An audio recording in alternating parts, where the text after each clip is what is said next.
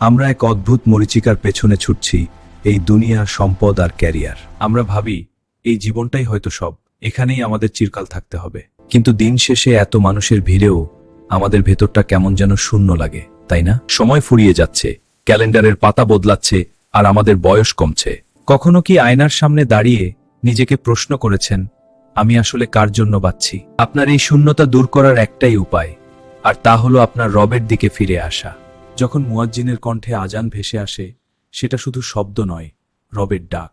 যে কোরআনটা আমরা তাকে তুলে রেখেছিলাম ধুলো জমার জন্য, তার প্রতিটি আয়াতে লুকিয়ে আছে আপনার সব কষ্টের সেরা উত্তর। কারণ কোরআনে আল্লাহ বলেছেন, নিশ্চয়ই কষ্টের সাথেই আছে স্বস্তি। আল্লাহ কাউকে তার সাধ্যের চেয়ে বেশি কষ্ট দেন না, তিনি পরম দয়ালু। ইসলাম শুধু নামাজ রোজায় সীমাবদ্ধ নয়, ইসলাম হলো মানুষের সাথে উত্তম আচরণ। পশু পাখির প্রতি দয়া করা, মানুষের মুখে হাসি ফোটানো, এগুলো অনেক বড় ইবাদত।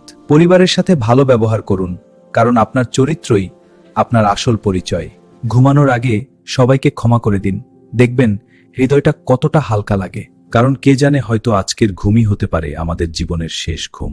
একদিন আমাদের এই নশ্বর শরীর সাদা কাপড়ে মুড়িয়ে চলে যাবে মাটির নিচে, কিন্তু যারা ঈমান এনেছে এবং ভালো কাজ করেছে, তাদের জন্য অপেক্ষা করছে জান্নাত। হে আল্লাহ, আপনি আমাদের সেই অন্তর্ভুক্ত করে নিন, আমিন। ভিডিওটি শেয়ার করে দ্বীন প্রচারে অংশ নিন।